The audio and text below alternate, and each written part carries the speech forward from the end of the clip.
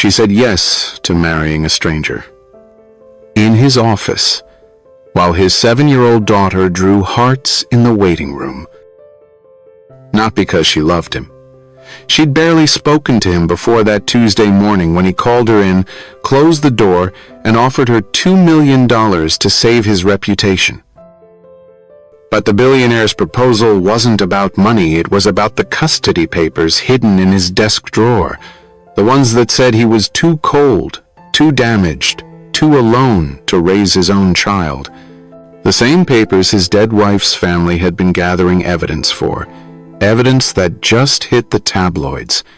When she moved into his pristine mansion with her single suitcase, when she held his daughter's hand at school events, when she caught him standing outside his child's room at 3 a.m. just listening to her breathe, she discovered the truth. The arrangement was fake. But the way he looked at her when he thought she wasn't watching, that was going to destroy them both. Before we get into the story, kindly let us know where you're watching from, and if you enjoy this story, please like the video so other people just like you can find this video too. Now, let's get into it. 3 weeks earlier, Ethan Hale stood in a courthouse hallway, his Italian leather shoes polished to mirrors, his hands steady, a man who'd built empires, closed billion-dollar deals over breakfast, never flinched. Then his daughter spoke. "Miss Johnson says mommies make houses warm." Lily's voice carried through the corridor. Sweet, innocent, talking to the custody evaluator like they were old friends. "Daddy tries. He buys me everything. But our house is cold, even when the heat is on." The evaluator wrote something down. Ethan's hand started to shake. Because children don't lie about loneliness. They just tell you, in the simplest words, how empty your life has become. And Lily, God, Lily with her mother's eyes and her habit of humming when she colored had just handed his former in-laws exactly what they needed. The meeting ended in 12 minutes. His lawyer's face told him everything. "They're not saying you're a bad father," she explained in the elevator down, her voice careful, professional. The way people speak when delivering terminal diagnoses. They're saying the home lacks emotional warmth, that Lily needs maternal influence, that since Rebecca died, don't. One word. Sharp enough to cut. Rebecca had been gone 2 years, 731 days. He'd counted every sunrise Lily woke up without her mother. Measured every bedtime story that ended with "Daddy, why don't I have a mommy anymore?" But grief was a luxury billionaires couldn't afford. Not when board members watched, not when competitors circled, not when a 7-year-old needed stability more than she needed to see her father break. So he built walls, hired the best nannies, created schedules, turned love into logistics because logistics couldn't hurt you. Except now those walls were evidence. Exhibit A in why Ethan Hale, despite his fortune, couldn't give his daughter what she really needed. A mother. And Ethan didn't know it yet, but that single word was about to cost him his daughter. The letter arrived Thursday. Formal, cold. 60 days to demonstrate meaningful change in the household's emotional environment. Translation, find a wife or lose Lily. His in-laws had been patient, strategic, waiting for him to stumble. They'd never forgiven him for surviving the accident that took their daughter. Never accepted that he'd walked away with scratches while Rebecca... He crumpled the letter, then smoothed it out. Read it again. Mara Chen noticed him the next morning, standing outside the elementary school like a ghost in a $10,000 suit, watching his daughter skip toward the entrance, her backpack bouncing, her smile bright. She'd seen that look before. Parents on the edge, the ones who smiled at drop-off and fell apart in their cars. But Ethan Hale wasn't supposed to be one of them. He was the untouchable one, the father who sent assistants to school events, who donated millions but never stayed for the thank you. "Mr. Hale?" She kept her voice soft. The way she did with frightened children. "Is everything all right?" He turned. For a moment, just a breath, his mask slipped. She saw exhaustion, fear, something raw and desperate that billionaires weren't supposed to feel. "Miss Chen, back to business, back to armor. I need to speak with you, privately, today." Any other parent, she'd have suggested office hours, boundaries, protocol. But Lily had been drawing the same picture for weeks. A house with 3 figures, Daddy, herself, and a blank space labeled, "Maybe someday." "After school," Mara heard herself say, "I can give you 20 minutes. He nodded, walked away. And she should have known then, should have recognized the weight in his shoulders, the careful way he held himself together, that 20 minutes would change everything. If you're the type who can sense when someone's about to make a desperate choice, drop a comment below, because what happened in that meeting? Even I couldn't have predicted it. The office smelled like coffee and crayons. Student artwork covered every wall. Bright, chaotic, everything Ethan's world wasn't. Mara sat across from him, professional, composed. The woman his daughter talked about constantly. "Miss Chen helped me tie my shoes. Miss Chen says I'm good at math. Miss Chen smells like cookies." He'd Googled her. Of course he had. 29. Masters in child psychology. 5 years at the school. Single. Clean record. The kind of person who chose teaching over tech. Who drove a Honda. Who probably thought billionaires were everything wrong with the world.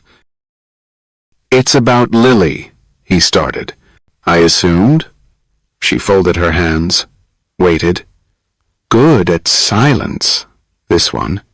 Good at making space for truth. So, he told her, the custody evaluation, the letter, the impossible deadline.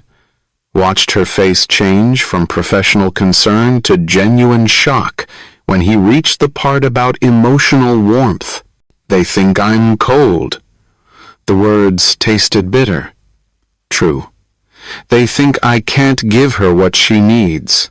"What do you think?" Dangerous question. The kind his therapist would ask if he still went.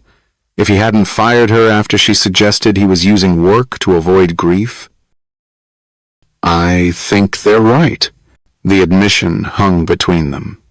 Heavy, honest in a way he hadn't been in years.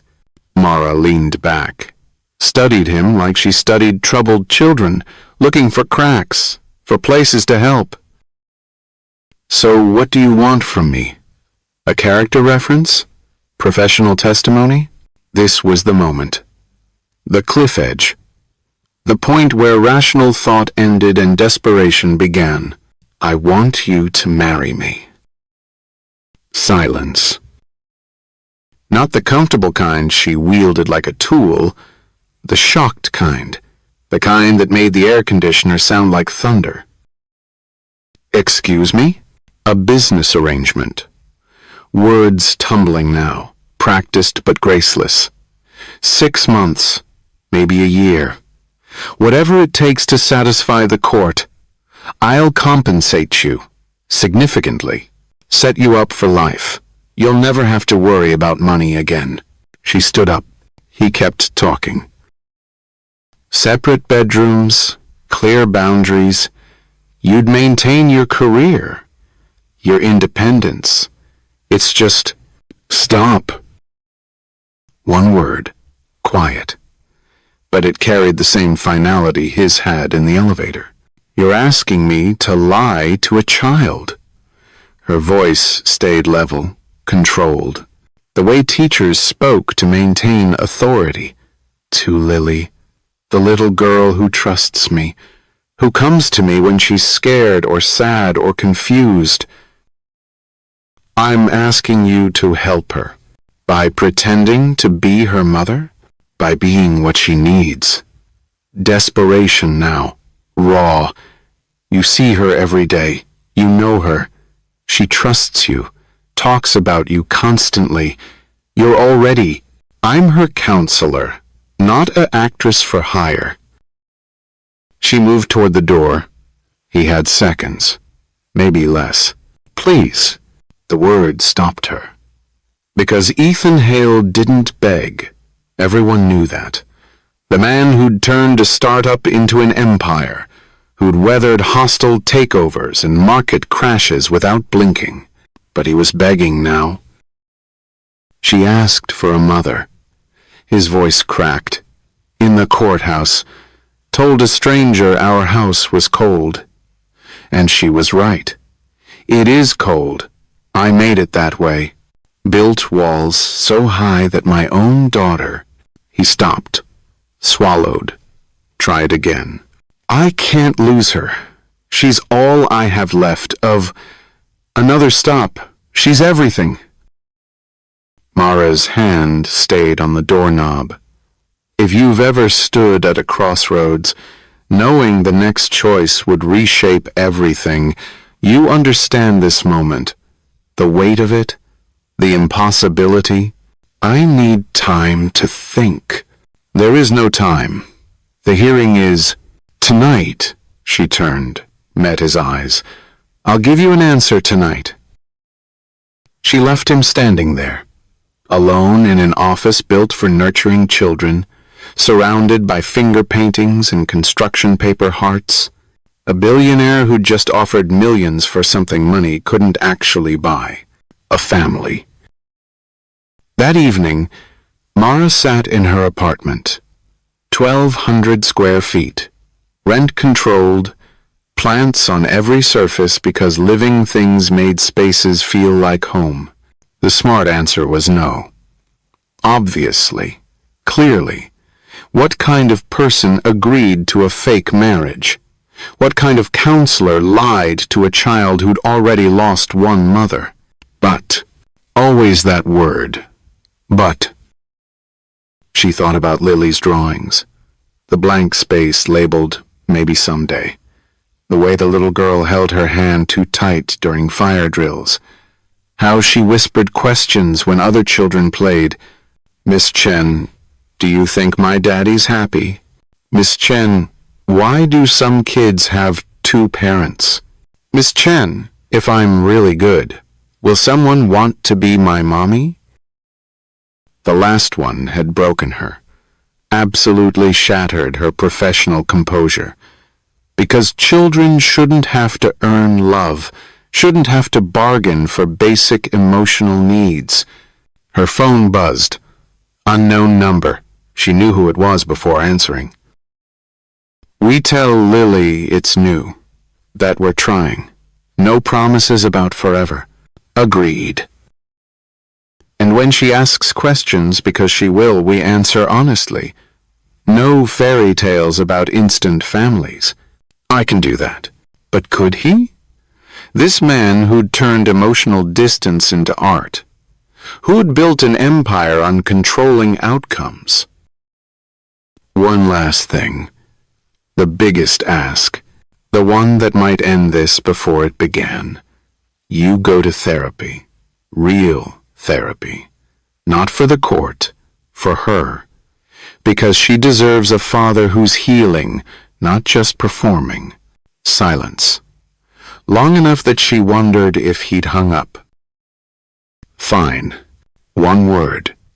Clipped. But she heard what it cost him. Then I'll do it. Now it was her turn to hear silence.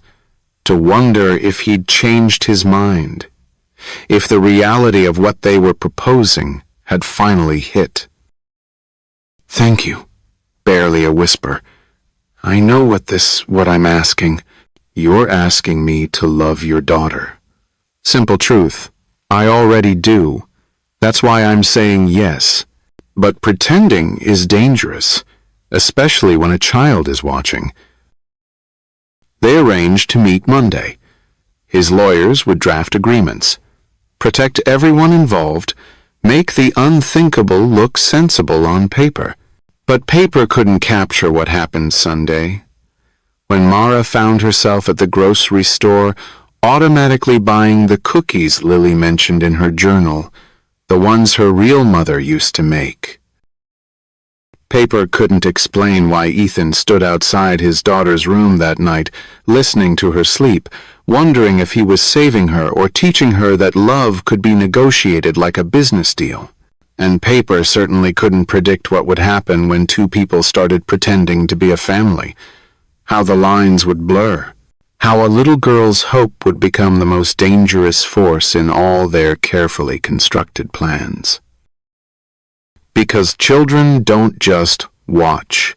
They believe, and sometimes that belief becomes the truth before anyone's ready for it. If this story reminds you that love sometimes arrives in the most unexpected ways, maybe that's worth subscribing for. Or maybe you're like me, curious whether fake love can become real when a child's heart is on the line. Either way, I need to know. Would you have said yes? Tell me below. Monday arrived like a verdict.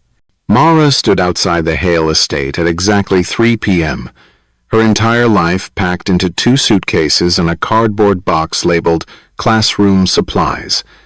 The moving truck had seemed excessive when Ethan insisted. Now, staring at the iron gates that opened onto a driveway longer than her street, she understood. She was entering another universe. The house rose from manicured grounds like something from a magazine.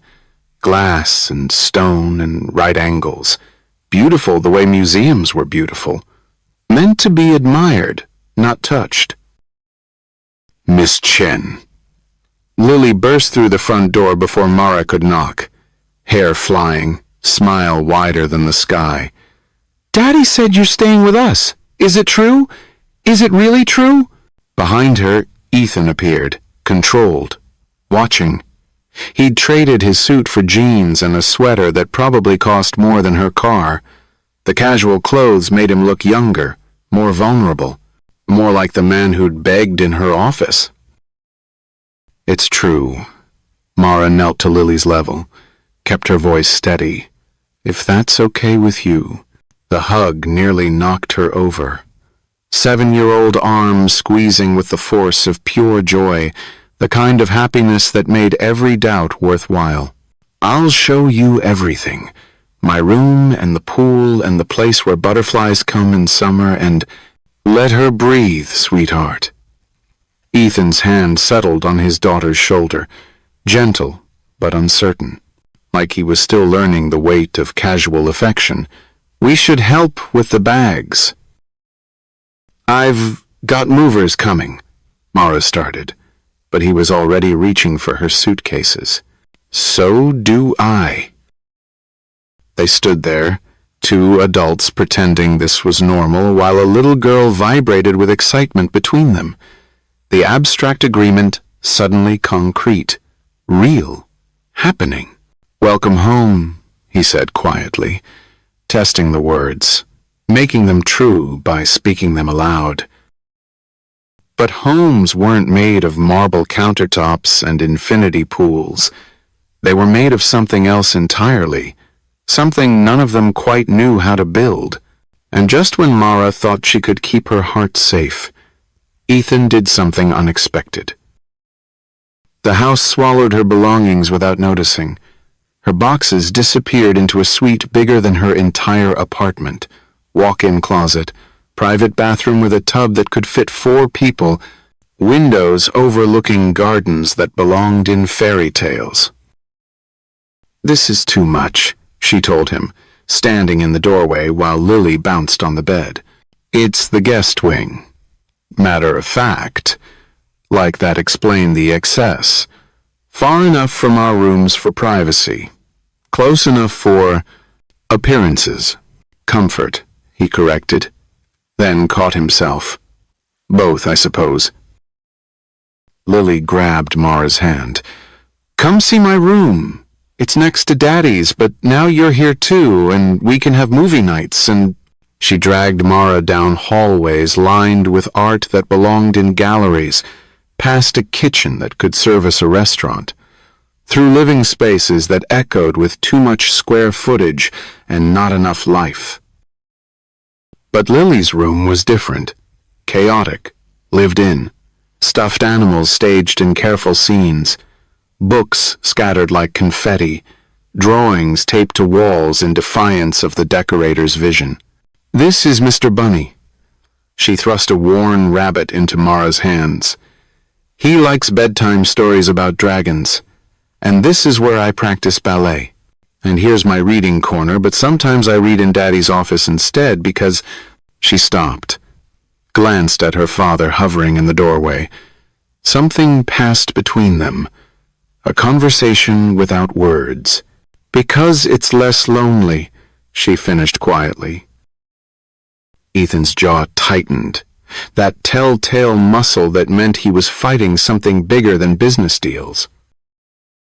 Show her your art studio, he suggested. The one we built last month. You built her an art studio?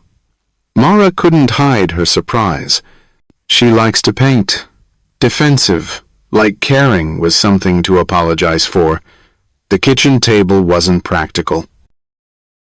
But Lily was already moving, chattering about colors and brushes, and the special apron with her name embroidered in purple thread, leading them through this museum of a house like it was perfectly normal. Like every 7-year-old had a personal art studio and a father who built it but couldn't quite say why. The staff materialized as they toured, silent, efficient, watching. The housekeeper, Mrs. Rodriguez, whose eyes tracked every interaction. The cook who emerged to discuss dietary restrictions. The driver who appeared to confirm school pickup schedules. All of them studying Mara like she was a variable in an equation they'd been trying to solve. They're protective, Ethan explained later, after Lily had crashed from excitement and fallen asleep on the couch. Of her. Of you? He looked uncomfortable. This man who commanded boardrooms, who could fire people with a text, uncomfortable admitting that his staff cared enough to judge his choices. They saw what happened after. He didn't say after what. Didn't need to. They're the reason I managed to keep functioning, keep her fed and dressed and loved. Maintained, he corrected. But the words sat wrong between them. Even he knew it. Mara studied him in the fading light. This stranger she'd agreed to build a lie with. Noticed things she'd missed in the panic of that first meeting. The way he kept checking his phone but never quite looking at it. How his hands moved when he talked about Lily. Unconscious gestures that revealed more than words. What time is dinner? 6. Lily insists on family dinners, even when he stopped. We eat at 6. Together? She eats. I work. Adjacent activities in the same location. That changes now. Not a question. Not quite an order. Something in between that made him look at her fully. Really see her for the first time since she'd arrived. Does it? You hired me to create emotional warmth. That starts with sharing meals without spreadsheets. I don't. Your phone is literally glowing with notifications right now. He looked down, caught. The ghost of something that might have been embarrassment crossed his features. Force of habit. We all have them. She thought of her own habits, checking student emails at midnight, grading papers through breakfast, pouring herself into other people's children because, well, but habits can change. And that was when Mara realized she mattered more than she thought. Dinner was a revelation. Not the food, though the cook had created something that belonged in a 5-star restaurant. The revelation was watching Ethan try. Actually try. Phone face down, hands folded, full attention on his daughter's stream of consciousness recap of her day. And then Marcus said dinosaurs were stupid, but I told him that was factually incorrect because dinosaurs ruled the earth for millions of years, which is longer than humans have existed, so technically they're more successful than we are. And breathe, Mara reminded gently. Lily gulped air, grinned, kept going. Do you know about Pachycephalosaurus? They had skulls 9 inches thick. For head-butting. Daddy, can we get one? They're extinct, sweetheart. I know that. Eye roll. 7 going on 17. I mean a model. For my room. A big one. We'll see. That means yes. Stage whisper to Mara. When Daddy says, we'll see about toys, it means yes. When he says it about staying up late, it means no. You've cracked the code, Ethan said dryly. But his mouth twitched, almost a smile. Progress. They fell into something resembling rhythm. Lily chattering, Mara asking questions, Ethan listening, like a real family, like what they were pretending to be. Until Lily asked, Are you sleeping in the blue room forever? Silence. Mara started, because married people share rooms. Sophie's parents do, and Marcus's. And we're not married yet, Ethan interrupted, calm, prepared for this. We're still getting to know each other better. But you will be? Married? He looked at Mara. A whole conversation in that glance, asking permission, seeking guidance, lost in his own house. We're taking things slow, Mara said carefully, making sure we do everything right. Because of me? Too perceptive, too aware. Children saw everything, especially the things adults tried to hide. Because we want everyone to be happy, Ethan said, including you, especially you. Lily considered this. Fork suspended midway to her mouth, processing with the brutal efficiency of childhood logic. Okay, but when you do get married, can I be in the wedding? Absolutely, Mara said, before realizing what she'd promised, what they'd all just agreed to pretend. But Lily was smiling again, talking about flower girl dresses and whether she could carry real flowers or fake ones, and what if someone was allergic? The moment passed. Dangerous. Survived. After dinner, patterns emerged. Lily insisted on showing Mara her bedtime routine, each stuffed animal arranged in specific formations. 3 books, no more, no less. Prayers that included everyone from the school janitor to the butterfly she'd seen last week. And bless Daddy, she whispered. Help him smile more. And bless Miss Mara. Thank you for bringing her home. Mara's throat burned. Beside her, Ethan stood frozen in the doorway, watching his daughter pray for his happiness like it was something divine intervention could deliver. Good night, sweetheart, he managed. Wait, Lily sat up. You have to do the thing. She's here now? Maybe, please? He crossed the room, sat on the edge of her bed with practiced care, started humming, low, uncertain. A lullaby Mara didn't recognize. Mommy sang it better, Lily murmured, already drifting, but you're getting good. She was asleep before he finished, but he kept humming, kept watching her breathe. This man who'd built walls around everything except the child who needed him most. When he finally stood, Mara was gone. He found her on the terrace, looking out at the lights of the city below. "She prays for you," she said without turning. "Every night?" "Every night." "And you hum Rebecca's lullaby."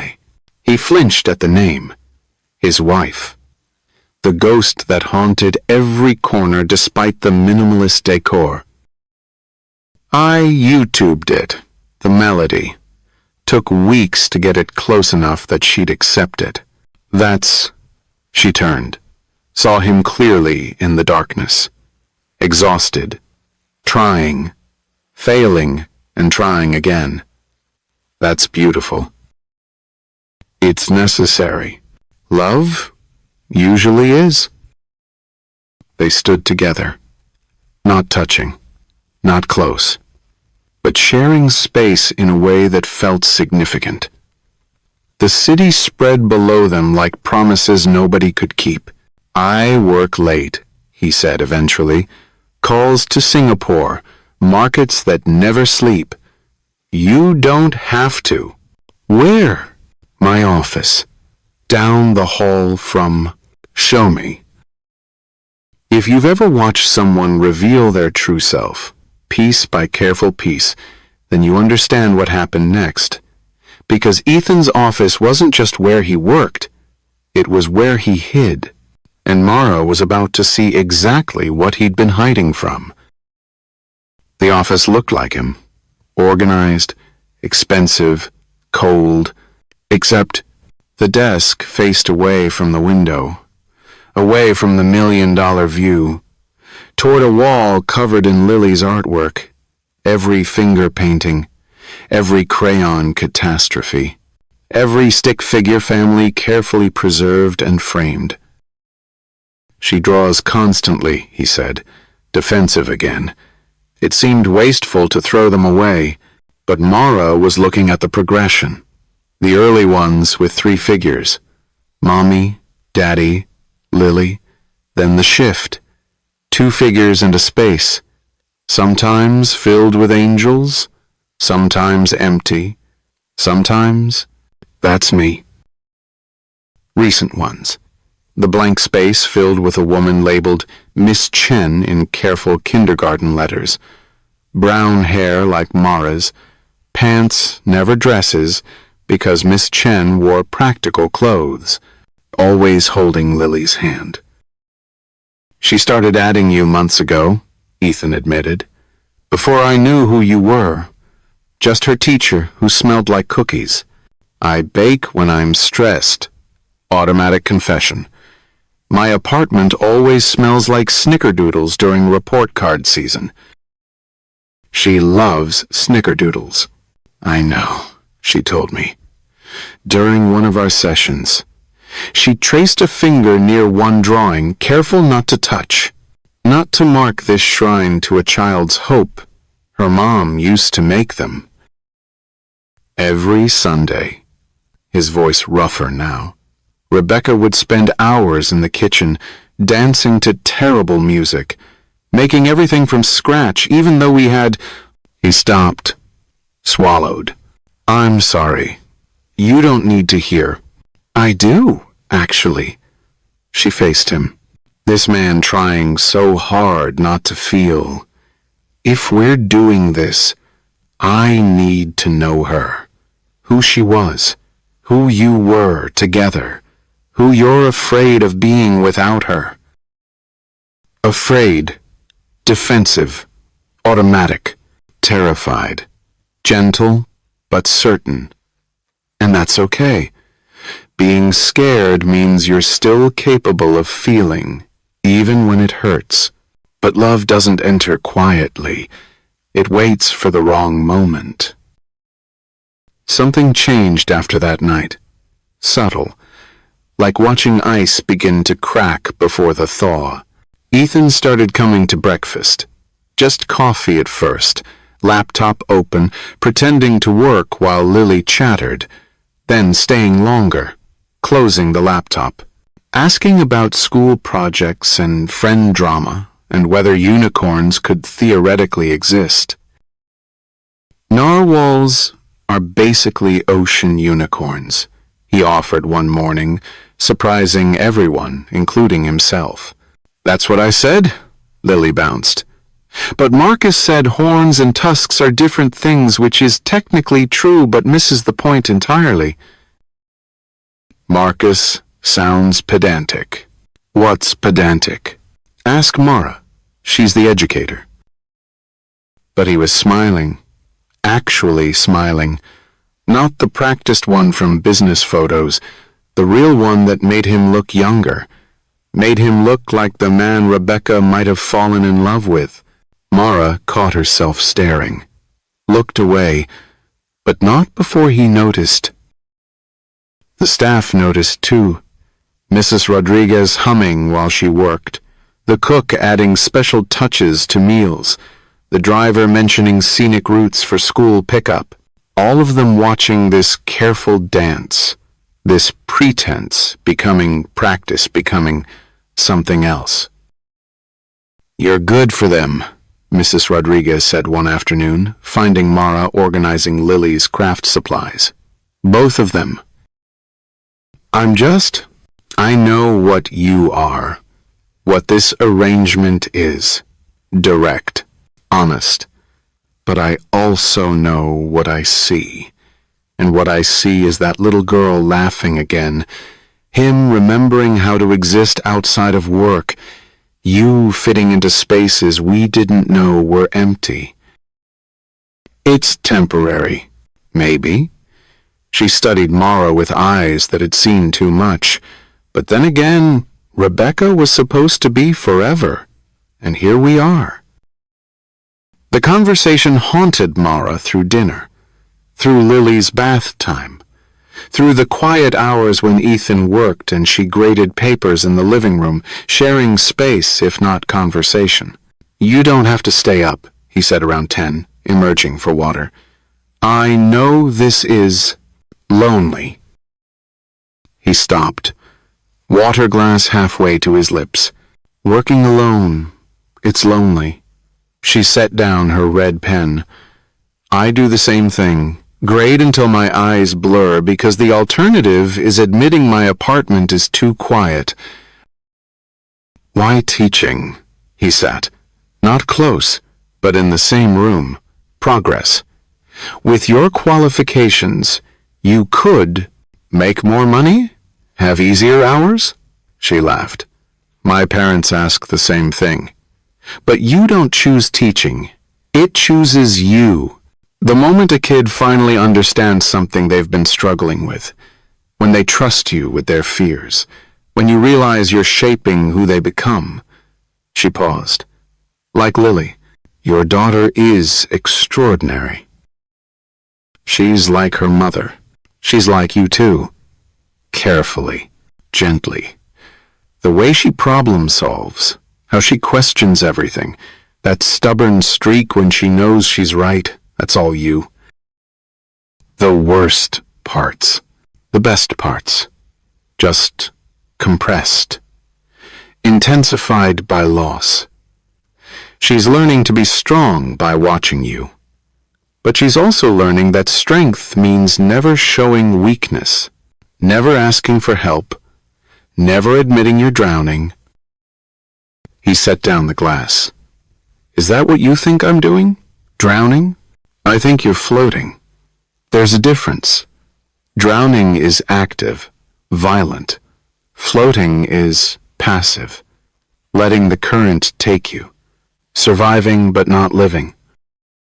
Poetic, accurate.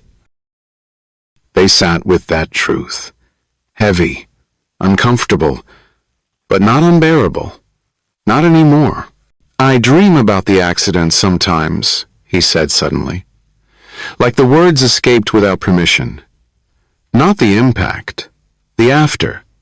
Standing in the hospital, trying to understand how I walked away without a scratch while she... Deep breath. The doctor said it was physics. Angle of impact, pure chance, but it feels like guilt, cosmic injustice, like I cheated death and it took her instead.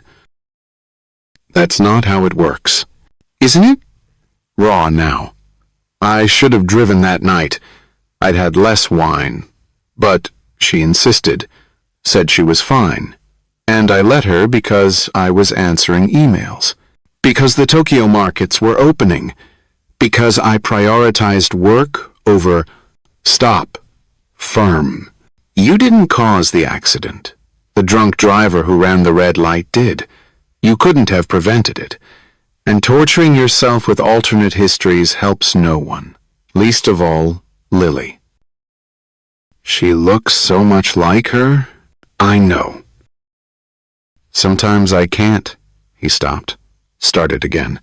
Sometimes looking at her hurts, and then I hate myself for feeling that way, for letting grief make me a coward in front of my own child. But you still show up. Still hum lullabies you learned from YouTube. Still frame every piece of art she creates. That's not cowardice. That's courage. Is it?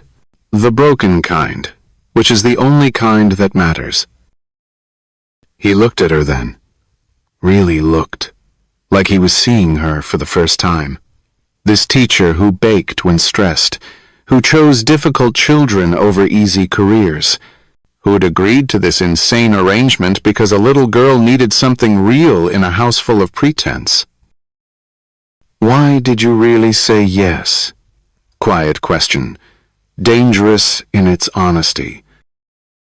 I told you. For Lily. That's not all of it. She could lie, should lie, keep the boundaries clear and the arrangement simple, but something about the darkness, about his honesty, about the way he'd said floating like he recognized the sensation. Because I'm 31 and single and tired of being asked when I'll have my own family.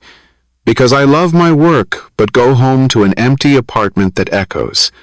Because sometimes I catch myself staying late not for the kids but because school feels more like home than home does.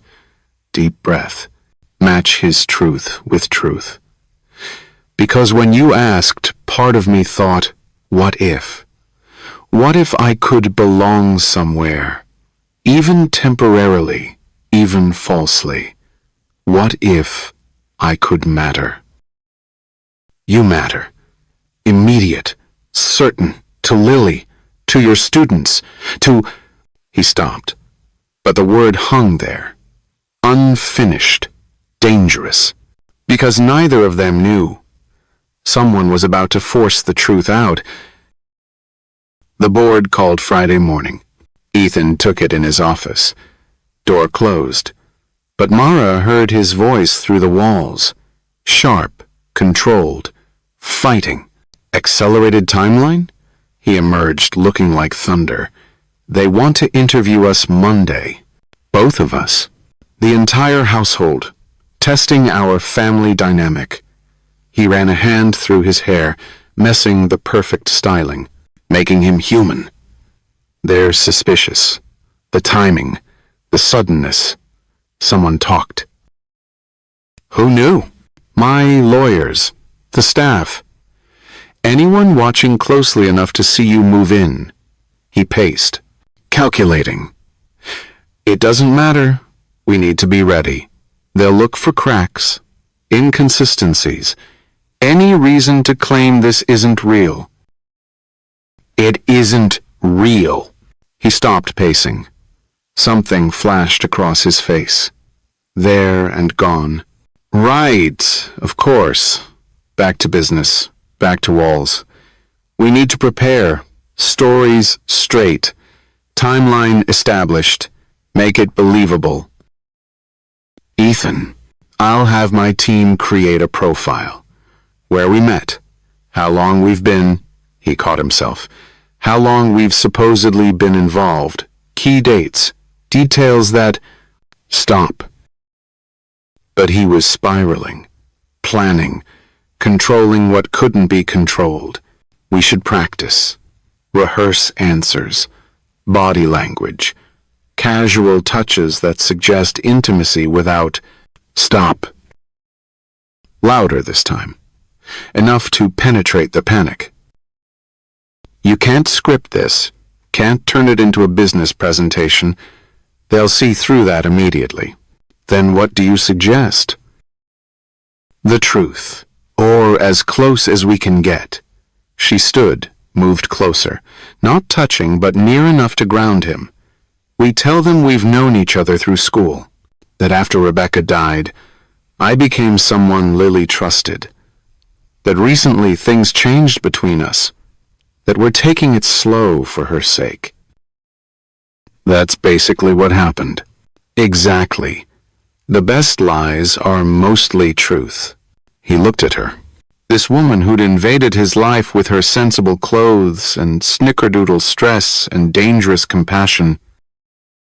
And if they ask about feelings, about love, we tell them it's new, complicated, that we're figuring it out as we go. Also true. The words slipped out, hung between them, too honest, too real, too close to something neither was ready to name. I should. She stepped back. I should check on Lily. She's building a fort in the playroom and I promised to help with structural engineering. Mara. She stopped, waited, but whatever he'd meant to say got swallowed, converted into something safer. Thank you. For this. For everything. Daddy? Lily's voice carried down the hall. The fort is structurally unsound. We need reinforcements. Saved by the architect, Mara murmured. Almost a smile. Story of my life lately.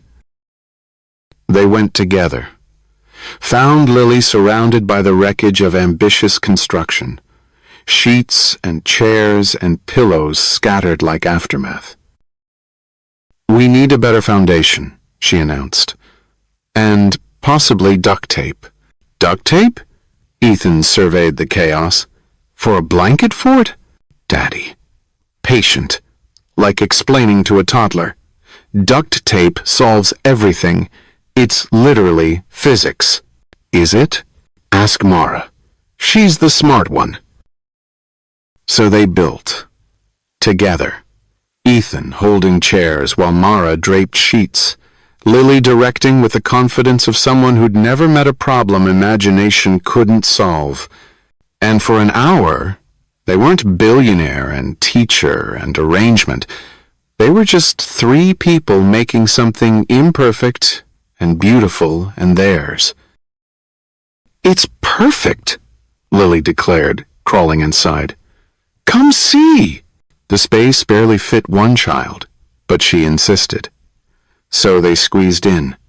Ethan folded like origami, Mara tucked against his side by necessity, Lily between them, glowing with satisfaction.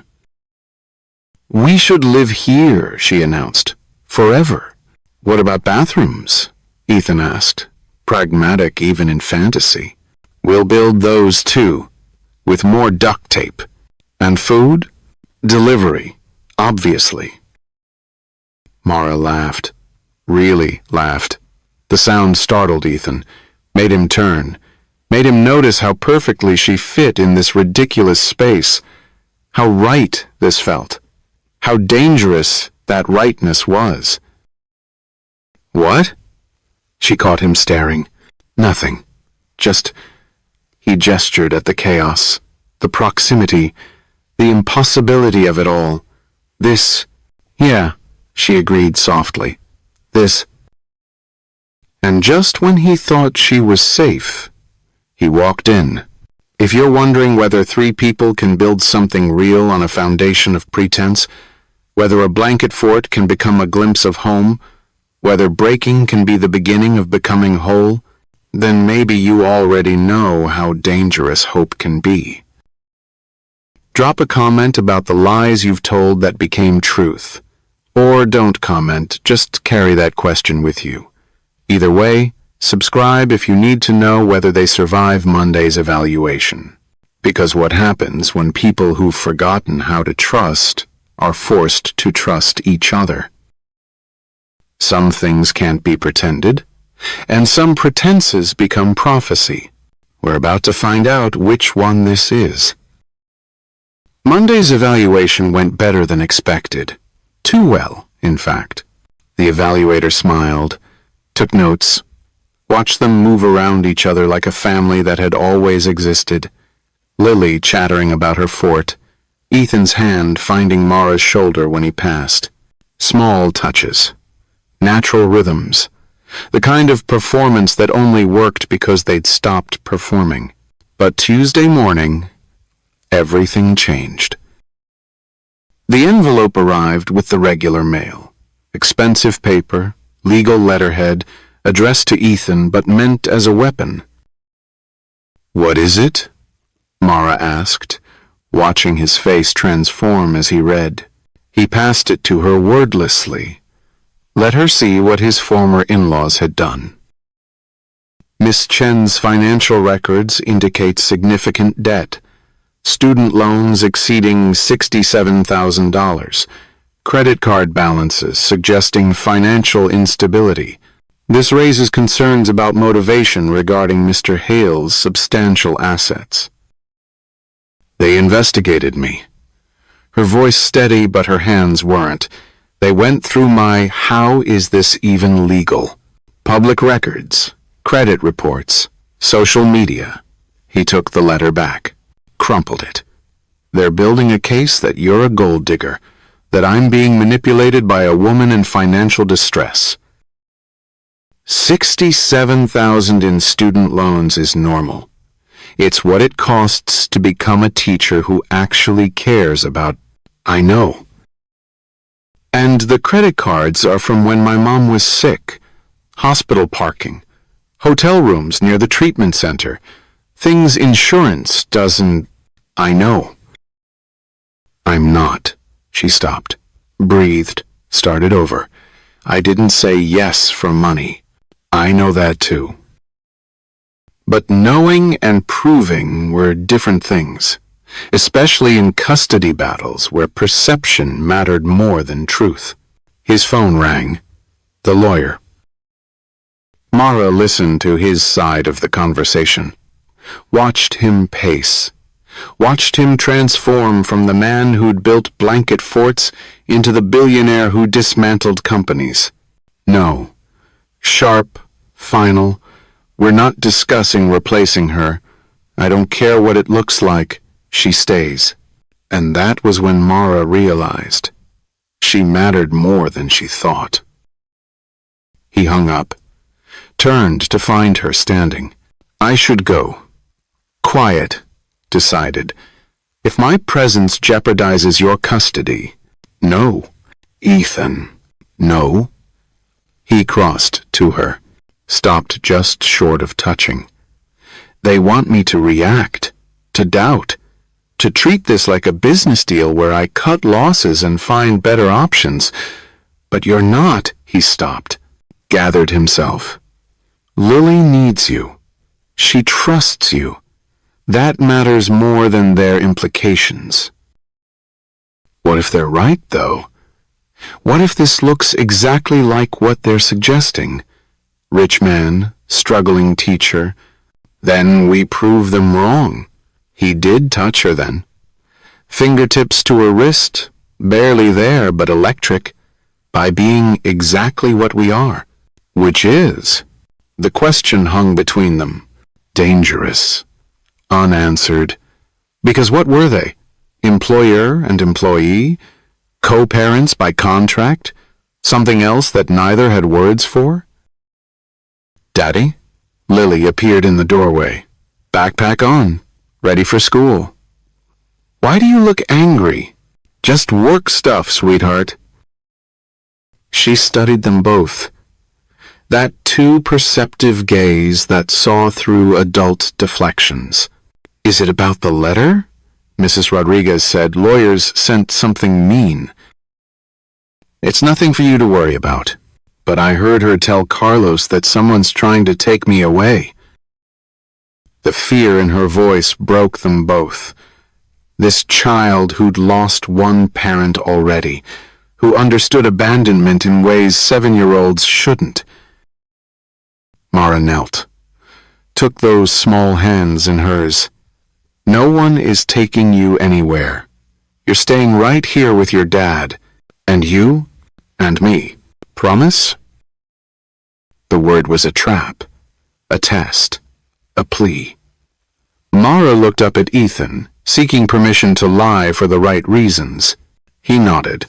I promise.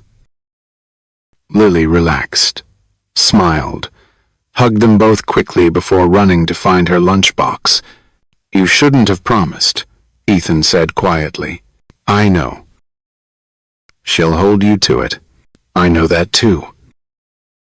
They stood in the wreckage of good intentions, both understanding they'd crossed another line, made it personal in ways contracts couldn't contain. That evening, Ethan worked late. Calls with Singapore, markets that never slept.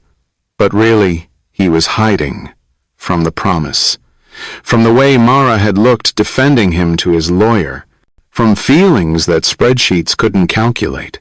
Mara found him at midnight, door open, desk lamp creating shadows that made him look older, younger, both at once. Can't sleep? He looked up, analyzing their strategy, looking for weaknesses. Find any? They're good, thorough. They'll paint me as reckless, you as opportunistic, us as a bad decision wrapped in good intentions.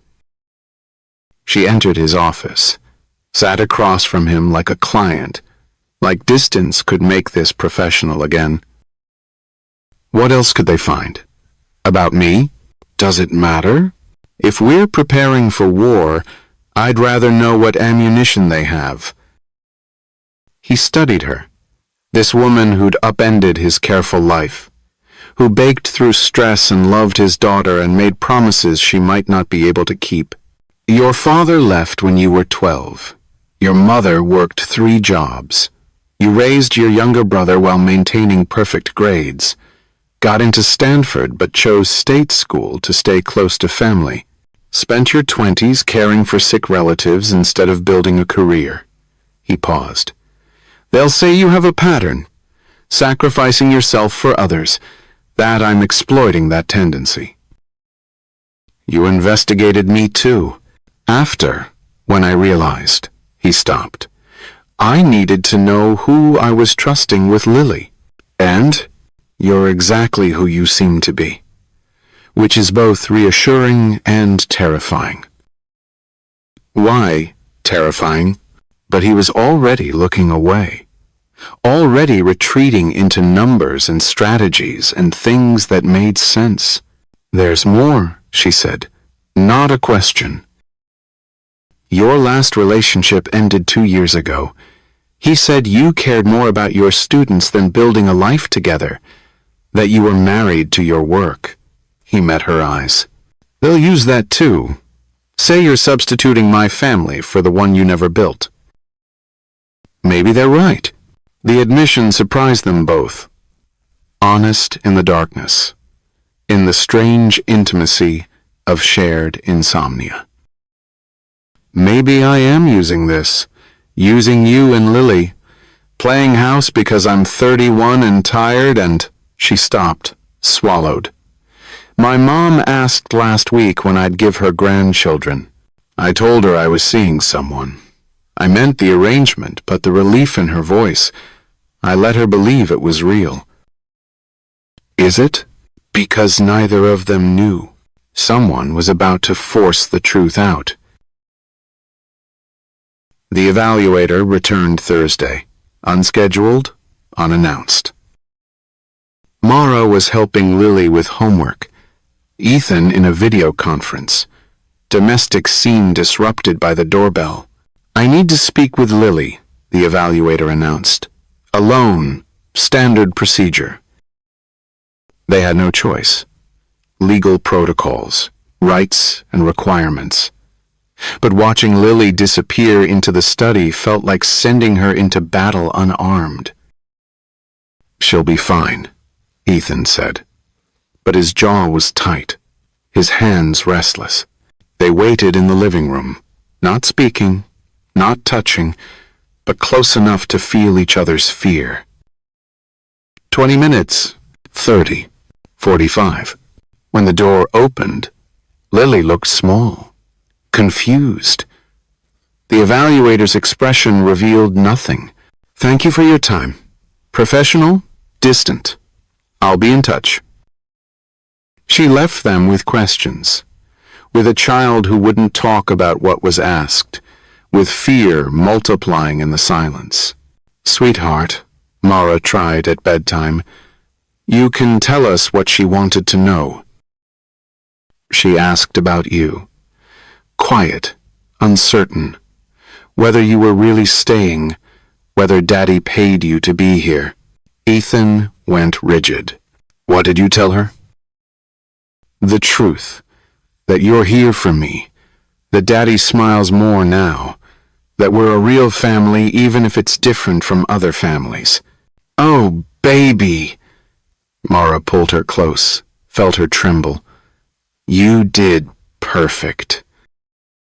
But she kept asking if you loved each other, like in movies, with kissing and stuff. Lily pulled back, looked between them. "I said you were still figuring it out. Was that okay?" "That was exactly right," Ethan managed. But Lily wasn't finished. Then she asked if I'd be sad when you left, when the arrangement ended. Ice in the room, in their veins, in the space between heartbeats. I told her you weren't leaving, that you promised. Those brown eyes found Mara's. "You did promise." "I did." "So it's okay, right? We're okay?" "We're okay," Ethan said. But over his daughter's head, his eyes met Mara's, both seeing the trap they'd built, the promise they'd made, the way love and lies tangled until you couldn't separate them. Later, after Lily slept, they met in the kitchen. No pretense of work, just two people trying to navigate the impossible. "She's too attached," Ethan said. "I've done exactly what I swore I wouldn't, made her vulnerable to another loss. We both did." "No, this was my idea, my desperate solution, my—" "Stop. Firm. You don't get to carry this alone. I chose to be here, chose to promise, chose to—" She stopped. Some truths were too dangerous, even in darkness. "To what?" But she was already moving, already retreating. "I should go, check my emails, plan tomorrow's lessons." He caught her hand, gentle, desperate. "To what, Mara?" "To care," whispered. "I chose to care about both of you, and now I don't know how to stop." He pulled her closer.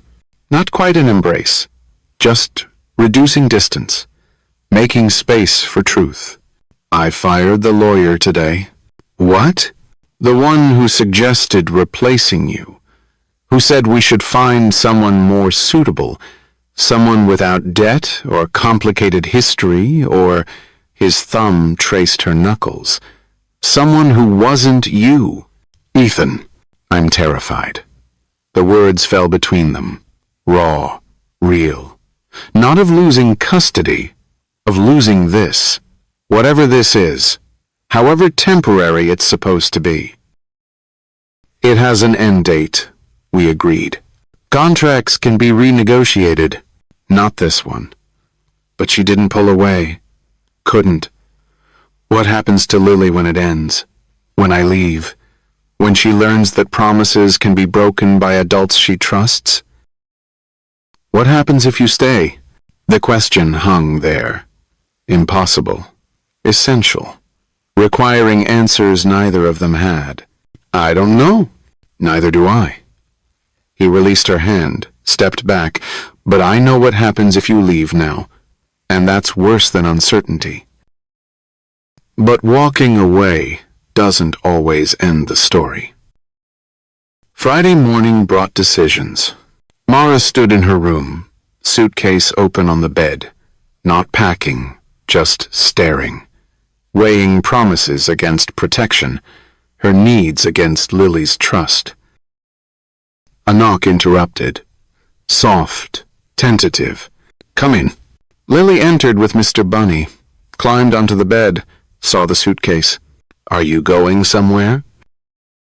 Have you ever had to lie to a child who trusts you completely? Then you understand why Mara's voice broke on the single word, no. Then why is your suitcase out? I was.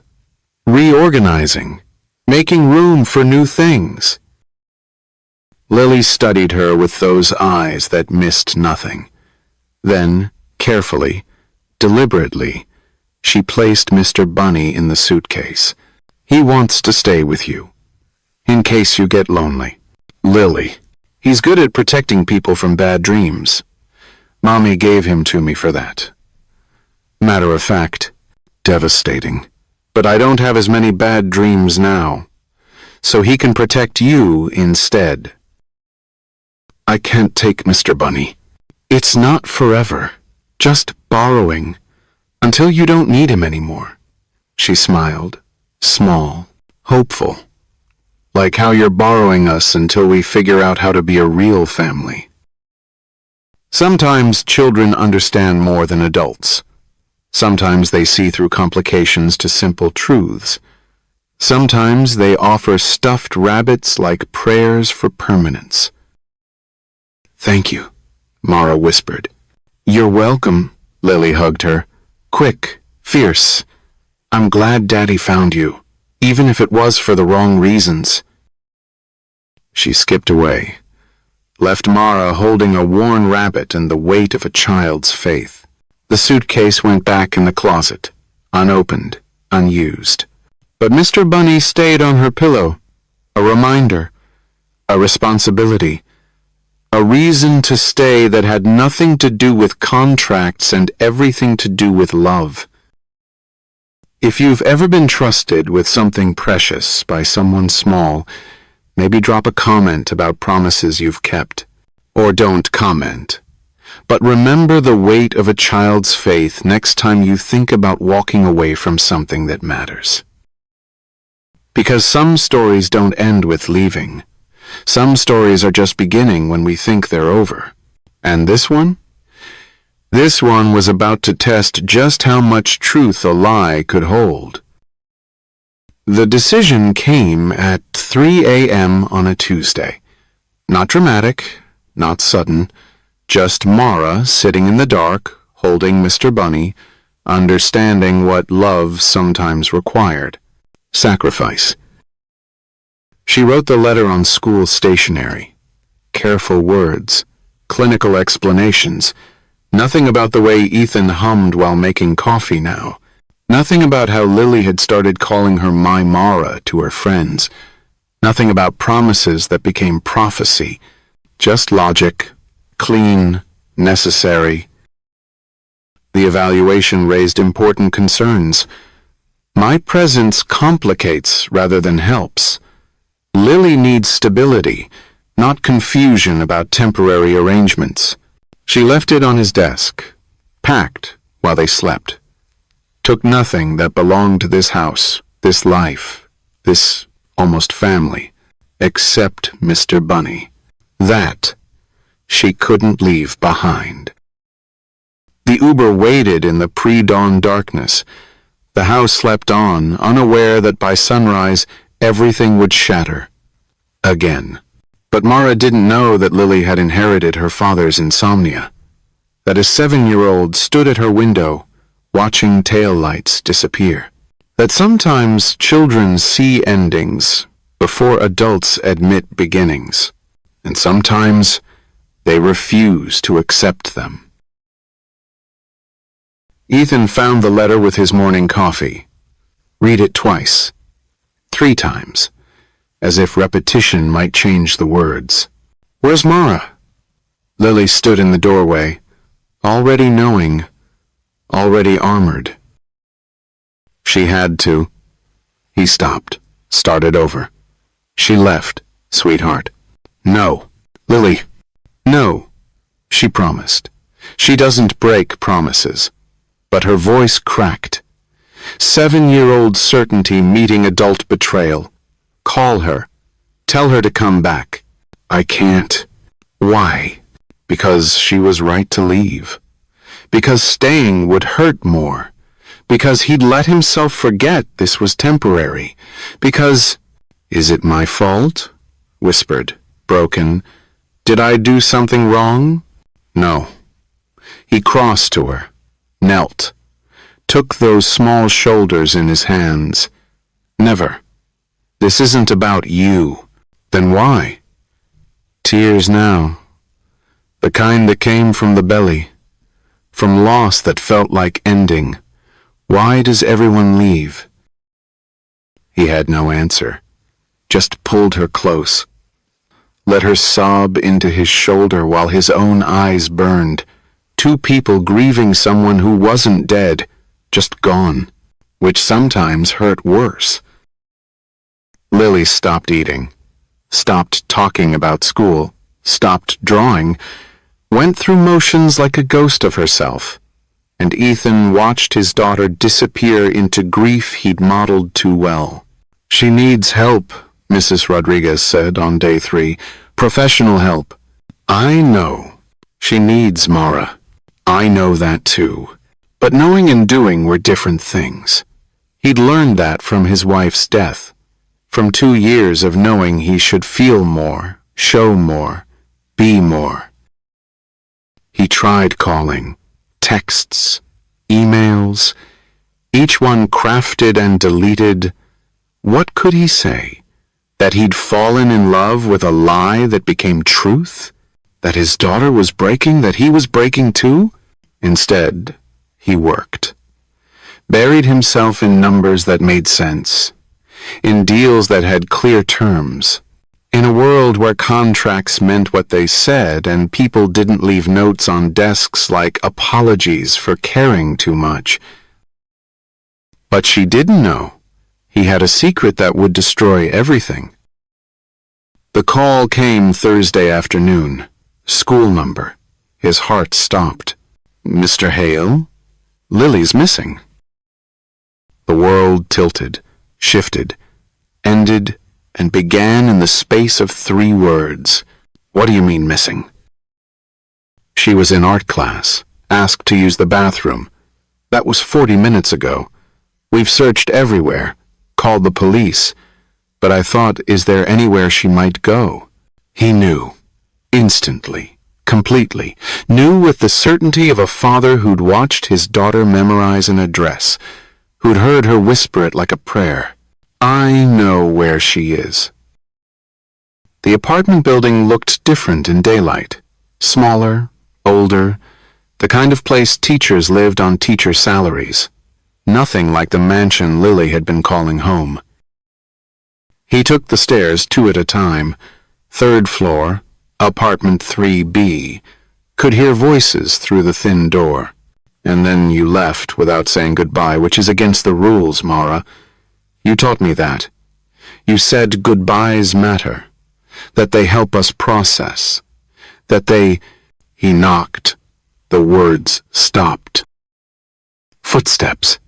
The door opened, and there was Mara, hair messy, eyes red, looking exactly like someone who'd been crying over a child who wasn't supposed to be hers. "She's here," she said unnecessarily. "She's safe." Behind her, Lily sat at a small kitchen table, backpack beside her, chin raised, 7 years old and staging a rebellion. "I took the bus," she announced, proud, defiant. "Used my lunch money. Remembered the route from when we picked up your gradebook." "Lily, you can't make me leave. Either of you. I'll just come back. Every time. until you stop being stupid about feelings. Lily, that's not... Yes, it is. She stood, small warrior in light-up sneakers. You love each other. I'm not dumb. I see how Daddy looks at you, how you look at him, how you both look at me like I'm real instead of just something to take care of. The adults exchanged glances, caught, exposed by someone who understood love as action, not words. It's complicated, Mara tried. No, it's not. You promised to stay. Daddy wants you to stay. I need you to stay. That's not complicated. That's math. Your father and I had an arrangement. Then make a new one. She crossed her arms. A better one. A forever one. Sweetheart, Ethan found his voice. We can't force Mara. I'm not forcing. I'm arguing my case, like you taught me, with evidence and logic and stuff. She turned to Mara. You're happier with us. Fact. We're happier with you. Also fact. Therefore, she paused, proud of using a grown-up word, therefore you should come home. Baby, I left to protect you, so you wouldn't be confused about... I'm not confused. You are. Both of you. Scared of feelings and using big words to avoid simple stuff. What simple stuff? Ethan asked, though he already knew. Love. Family. The things that actually matter. She picked up her backpack. I'll be in the car. You two figure it out. But hurry up. I have homework and Mr. Bry. Bunny misses his bed. She marched past them. 7 years old and done with adult complications. They stood in Mara's doorway. Two people stripped of pretense by a child's clarity. She ran away, Mara said. To me. She took public transportation alone to find me. She's her mother's daughter. Stubborn when it matters. Ethan. And mine. Too practical to let feelings win without a fight. This isn't. I know what this isn't. He stepped closer. Into her space. Into truth. It isn't simple. Isn't convenient. Isn't what either of us planned. But Mara, don't. I have to. Because if I don't... He cupped her face. Gentle. Certain. I love you. Not for Lily. Not for custody. Not for any reason that makes sense on paper. I love you for teaching my daughter that promises matter. For making terrible coffee but perfect snickerdoodles. For seeing through my walls and staying anyway. Ethan, I'm not done. Desperate now. I love you for crying when you left. For keeping Mr. Bunny even though it hurt. For being exactly who Lily knew you were before I did. Someone who doesn't leave. Not really. Not when it matters. Tears ran down her face. But she was smiling. Sort of. The way people smile when their hearts break and rebuild simultaneously. Your daughter's waiting. Our daughter. If you'll have us. Both of us. All our damage and complications and... She kissed him. Finally. Inevitably. Like coming home after being lost.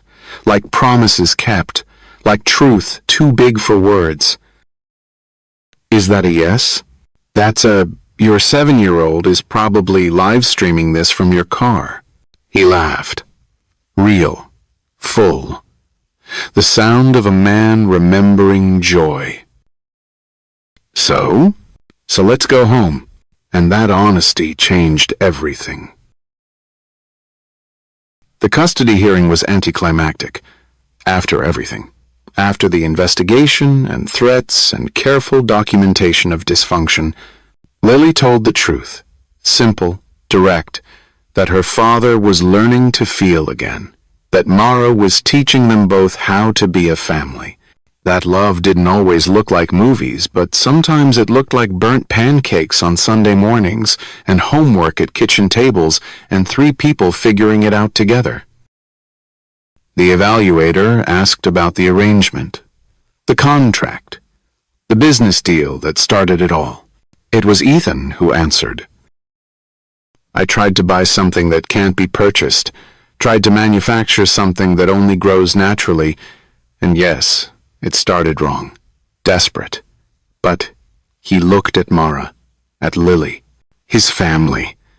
But the best things sometimes grow from imperfect soil. And, Miss Chen, you entered this arrangement for financial compensation? I entered it for Lily. I stayed for love. The money was never... She stopped, started over. Your Honor, I'm a teacher. I'll always be a teacher, which means I'll never be wealthy, never stop having student loans, never impress people at parties. But I know the value of things that can't be measured in dollars, like trust, like promise, like the weight of a child's faith in your hands. And now? What's the nature of your relationship now? Ethan took Mara's hand. Public, official, real. Now, we're a family, unconventional, imperfect, but real. The ruling came quickly. Custody maintained. Case closed. 3 people who'd found each other through desperation and contract, now free to choose each other for real. Have you ever watched something fake become the truest thing in your life? Have you seen the moment fear transforms into faith? Then maybe you understand why I need you to subscribe. Not for me, but because somewhere, someone needs to believe that broken people can build something whole, that promises made in darkness can bloom in daylight, that love finds a way. Or don't subscribe. But drop a comment about the lies that became your truth, the arrangements that became your always, the moments you chose love over logic. In the car afterward, Lily sat between them, holding both their hands, humming off-key. So when's the wedding? Lily, because I've been practicing flower girl walks, and I have opinions about cake. Of course you do, Ethan murmured. Chocolate, obviously, with those little flowers Mara likes, the sugar ones that taste like nothing but look pretty.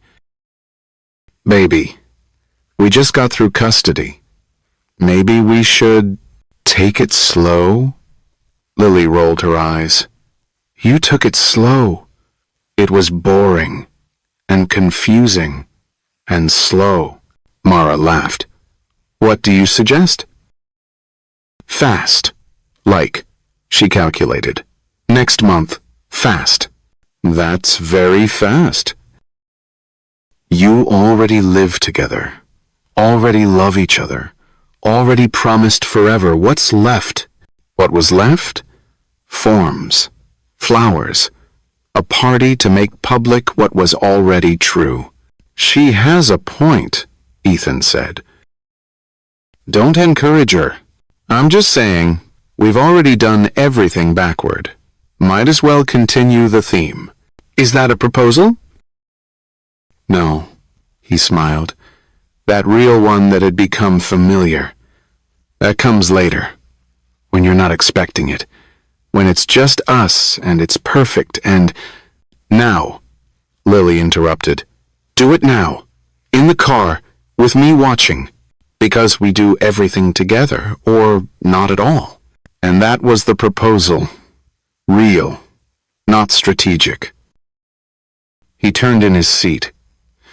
This billionaire who'd built empires, who'd survived loss, who'd learned to love through the teachings of a 7-year-old and a teacher who smelled like snickerdoodles. Mara Chen. No ring, no plan, just truth. You were supposed to be temporary, a solution, a band-aid on a life I couldn't fix, but you became everything. You and this bossy little girl who won't let us be cowards. Will you marry me? Really marry me? Not for custody or appearances or any reason except that I can't imagine a morning without your terrible coffee. Can't imagine Lily growing up without your promises. Can't imagine my life without you in it. Say yes, Lily stage whispered. He practiced in the mirror last week. This is the short version. You practiced? He had charts, Lily added, with pros and cons. It was very silly. It was strategic, Ethan defended. It was love. Mara touched his face. My answer is yes, to all of it. The burnt pancakes and homework battles and midnight conversations about feelings you'd rather avoid. Yes, to being Lily's mom in all the ways that matter. Yes, to loving a man who builds blanket forts and analyzes emotions in spreadsheets. Just yes. Finally, Lily sighed dramatically. Can we get ice cream now? Proposals make me hungry. And so they did. 3 people in a car meant for 5. Getting ice cream on a Thursday afternoon. Looking nothing like a traditional family and everything like love. 6 weeks later, in a backyard wedding with fairy lights and snickerdoodle cookies instead of cake, they made it official. Lily as flower girl, throwing petals with the enthusiasm of someone who'd orchestrated the entire event.